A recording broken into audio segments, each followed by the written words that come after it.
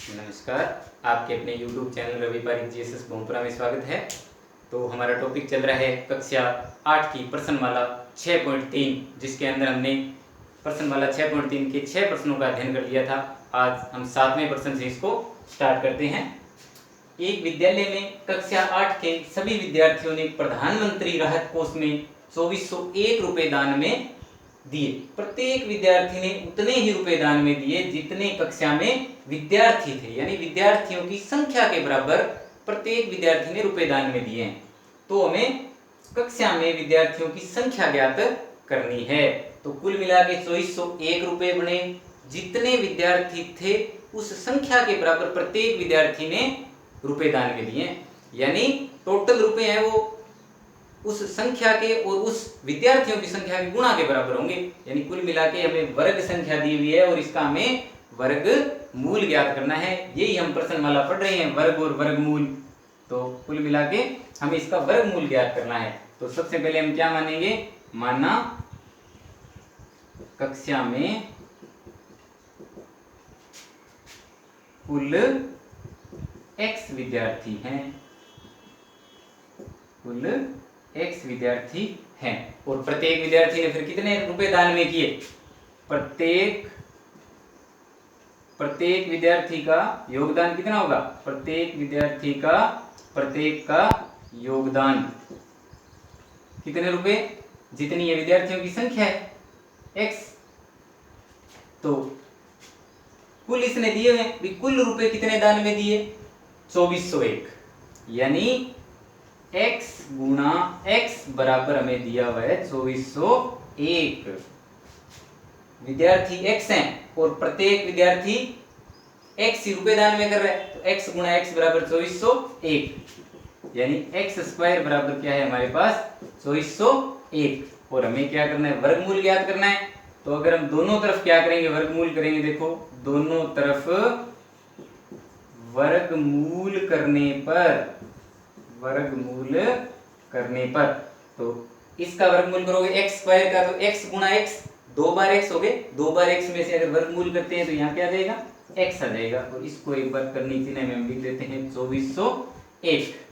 तो 2401 के आप गुणनखंड कर लोगे, अलग से यहाँ कर लेंगे हम 2401 के अभाज्य गुणनखंड। तो 2401 के अभाज्य गुणनखंड देखो, 2 का भाग इसमें पहले नहीं जाता, तो किसका भाग जाता है, 3 का भाग देके देखो, 3 का भी नहीं जाता।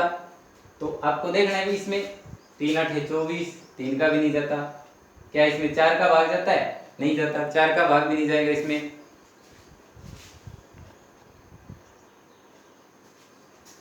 इसी संख्या में यदि 2 का भी भाग नहीं जाए और 3 का भी नहीं जाए तो फिर 4 का देके देखने की आवश्यकता नहीं होती। 5 का देख सकते हैं यदि लास्ट में 0 या 5 है। 6 का भी नहीं जाएगा, क्योंकि अगर 2 और 3 का नहीं जाता तो फिर 6 का भाग भी उसमें नहीं जाएगा। तो फिर उसके बाद अगली अभाज्य संख्या देखेंगे हम, कौन सी होती है, 7। 7 का भाग देके देखते हैं, 7 तिये 21, 3 0 7 चौके 28, 7 23, 7 का भाग इसमें देखो पूरा पूरा जाता है। तो 7 तिये 21, बचे कितने 3 0, 7 चौके 28, फिर 7 तिये 21, फिर 7 का भाग जाएगा, तो 7 चौके 28, बचे कितने 6, 3 7 नहीं 63, फिर 7 का जाएगा, देखो 7 आ गया, फिर 7 का भाग जाएगा 1 आ गया। यानी कि हमारे पास इसके गुणनखंड बन गए, देखो क्या, 7 गुणा 7 गुणा 7 गुणा 7। तो वर्गमूल में 2 2 के जोड़े बनते हैं। यहाँ से क्या आया बार 7 और यहाँ से भी क्या आया 7, 7 गुणा 7 कितने आ गया 49। यानी कक्षा के अंदर कितने विद्यार्थी थे, 49 विद्यार्थी थे। सेम वैसे इसका अगला प्रश्न है 8वां प्रश्न, जो विद्यार्थी स्वयं करेंगे। थोड़ी सी हिंट मैं आपको बता देता हूं। प्रश्न क्या है, एक बाग में 2025 पौधे इस प्रकार लगाए जाने हैं कि प्रत्येक पंक्ति में उतने ही पौधे हो जितनी पंक्तियों की संख्या हो। यानी पंक्ति में पौधे भी उतने होने चाहिए और पंक्तियों की संख्या भी उतनी होनी चाहिए। तो क्या बन रहा है, वर्ग बन रहा है। इसका मतलब इसने कहा है 2025 पौधे लगाने हैं, तो 2025 का हमें क्या निकालना है, वर्ग मूल निकालना है। 2025 के टुकड़े करोगे आप तो ये 3 गुना 3 गुना इस तरह से बन जाएंगे। एक बार करके देख सकते हो, इस तरह से बहुत ही आसान है। 20 25, तो सबसे पहले देखो किसका भाग जाता है, इसमें 3 का भाग जाता है। 3 छक्के 18, 2 2 3 7 21, 3 पंजे 15, फिर 3 का भाग जाएगा, फिर 5 का जाएगा, और कुल मिला के इसका आप वर्गमूल निकालोगे तो कितना जाएगा, 45 इसका वर्गमूल आ जाएगा। बिल्कुल सेम 7वें प्रश्न की तरह ही है, तो विद्यार्थी इसको अपने आप करेंगे। अगला प्रश्न देखते हैं, इसका 9वां प्रश्न। वह सबसे छोटी वर्ग संख्या ज्ञात करो जो 4, 9 और 10 प्रत्येक से विभाजित हो जाए। वह सबसे छोटी वर्ग संख्या ज्ञात करो जो 4, 9 और 10 से 4, 9 व 10 से पूर्णतः विभाजित हो जाए। कक्षा 6 से लेकर 10 तक आने वाला ये प्रश्न है। छठी कक्षा में भी ये प्रश्न वैल्यू रखता है, उतनी ही वैल्यू 10वीं कक्षा के अंदर भी रखता है। वह सबसे छोटी संख्या ज्ञात करो जो 4, 9 और 10 से विभाजित हो जाए। तो इसका मतलब हमसे लघुत्तम समापवर्त्य पूछ रहा है। लघुत्तम समापवर्त्य की परिभाषा है। लघुत्तम समापवर्त्य हम देखते हैं, हम कई बार देखते हैं कि छठी से लेकर 10वीं तक के बच्चे लघुत्तम समापवर्त्य निकालने में सक्षम होते हैं, लेकिन उनको ये नहीं पता होता कि लघुत्तम समापवर्त्य वास्तव में होता क्या है। तो लघुत्तम समापवर्त्य की आपको डेफिनेशन पता होना चाहिए। वह छोटी से छोटी संख्या जिसमें सब का भाग चला जाए। अगर हम 2 संख्याओं का ज्ञात कर रहे हैं तो उन 2 संख्याओं का भाग जाना चाहिए, और यदि हम 3 संख्याओं का 4 संख्याओं का ज्ञात करें तो उन 3 या 4 संख्याओं का उसमें पूरा भाग जाना चाहिए। वो छोटी से छोटी संख्या, बड़ी संख्या तो और भी हो सकती है, छोटी से छोटी संख्या जिसमें सभी संख्याओं का, जिनका हम वो लय से ज्ञात करें, लघुत्तम ज्ञात करें, भाग पूरा जाए तो वो लघुत्तम समापवर्त्य होता है। और अब यहाँ थोड़ी सी एक कंडीशन और आ गई कि वह सबसे छोटी वर्ग संख्या, यानी वो वर्ग संख्या भी होनी चाहिए। तो पहले हम इसका लघुत्तम समापवर्त्य निकालेंगे, फिर उसको क्या बना देंगे, वर्ग संख्या बना देंगे। तो सबसे पहले तो लघुत्तम समापवर्त्य निकालने का सबसे आसान तरीका है, इस तरह से लिख लो। तीनों संख्याएं एक ही गुणनखंड के फॉर्मेट के अंदर। सबसे पहले 2 का भाग जाता है, इसमें जा रहा है 2 दूनी 4, नहीं जा रहा, उसको वैसे वैसे लिख दो। इसमें जाता है 5, फिर 2 का भाग इसमें जाता है, इसमें नहीं जाता, इसमें नहीं जाता, वैसे वैसे। अब 3 का भाग दे लेंगे 1, 3, इसमें नहीं जाता, ये ऐसे कैसे। फिर 3 का 1, 1, इसमें नहीं जाता, 5 का 5 आ जाएगा। अब 5 का भाग इसमें जा रहा है, तो ये आएगा। यानी सबसे पहले हम क्या ज्ञात करेंगे, 4, 9, 10 का लघुत्तम समापवर्त्य। सबसे पहले हम लघुत्तम समापवर्त्य ज्ञात करेंगे, तो क्या होगा, 2 गुणा में 2 गुणा में 3 गुणा में 3 गुणा में 5, ये क्या आ गया, 4, 9, 10 का लघुत्तम समापवर्त्य आ गया। गुणा कर सकते हो आप, 4 तिये 2 दूनी 4, 4 तिये 12, 12 तिये 36, 36 पंजे 180, ये क्या आ गया, लघुत्तम समापवर्त्य आ गया।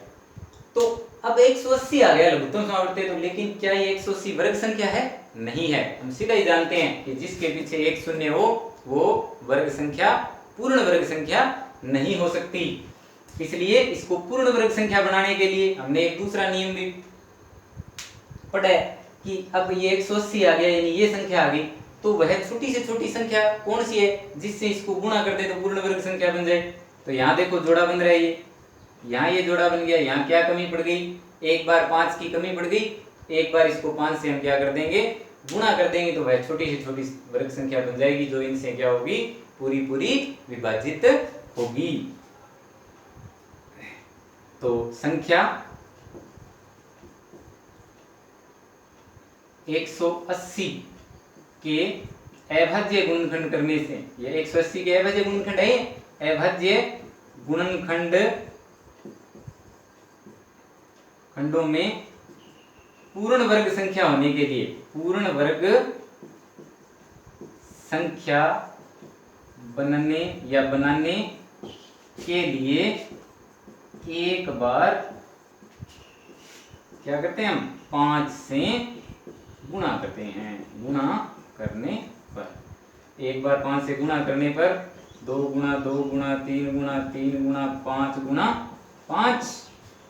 यहाँ तक तो संख्या थी 180 गुणा में 5, तो 180 है ही, गुणा में 5 यानी 180 गुणा में 5 बराबर कितना आ गया? 900।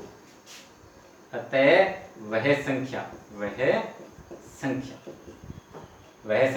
180 के अभाज्य गुणनखंड को पूर्ण वर्ग संख्या बनाने के लिए एक बार 5 से गुणा करने पर प्राप्त होगी, जो कि कितनी है? 900 है। तो ये आपका क्या हो गया? आंसर प्राप्त हो गया।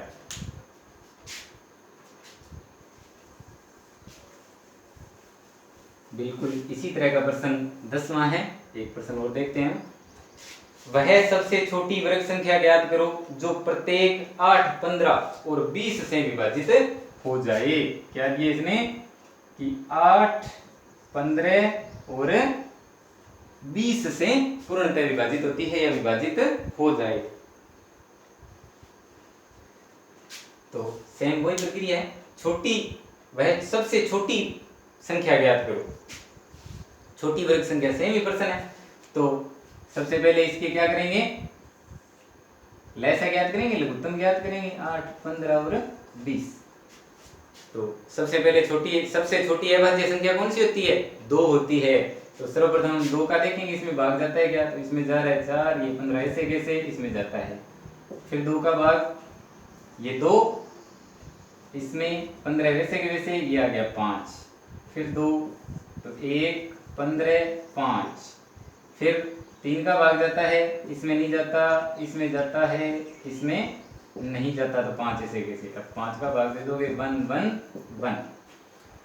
तो प्रश्न आपका ये लास्ट है, 10वां प्रश्न। 8, 15 व 20। 8, 15 व 20 का लघुत्तम समापवर्त्य कितना आएगा? 2 गुणा 2 गुणा 2 गुणा 3 गुणा 5। मल्टीप्लाई कर लोगे, 8 3 24, 24 5 120। अब क्या 120 पूर्ण वर्ग संख्या है? नहीं है, क्योंकि 1 0 पे समाप्त हो रही है, पहली बात। दूसरी बात, हम यहाँ से भी देख सकते हैं, अगर जोड़े बनाए तो इसका बन गया, इसका भी नहीं बनता, इसका भी नहीं बनता और इसका भी नहीं बनता। तो पूर्ण वर्ग संख्या इस तरह लिख लो यहाँ पर। पूर्ण वर्ग संख्या बनाने के लिए किससे गुणा करेंगे? 120 को, यानी ये 120 ही है, ये इसको 120 ही है ये पढ़ने में, क्योंकि ये गुणनखंड किए हुए, ये सीधे 120 है। 120 में क्या कमी रहेगी? एक बार 2 की, एक बार 3 की और एक बार 5 की। 120 को 2 गुणा 3 गुणा 5 से गुणा करने पर तो ये क्या आएगा? 120 गुणा 2 गुणा 3 गुणा 5। तो 5 3 15, 15 दूनी 30। 30 को 120 से गुणा करोगे, 12 3 36, 2 0 आगे आ जाएंगे। ये आपका विशिष्ट आंसर है, जो कि एक पूर्ण वर्ग संख्या है। हम जानते हैं 3660 गुणा 60। तो यह वह सबसे छोटी वर्ग संख्या है जिसमें 8, 15 और 20 का पूरा भाग जाता है, इससे पूरी विभाजित होती है। धन्यवाद।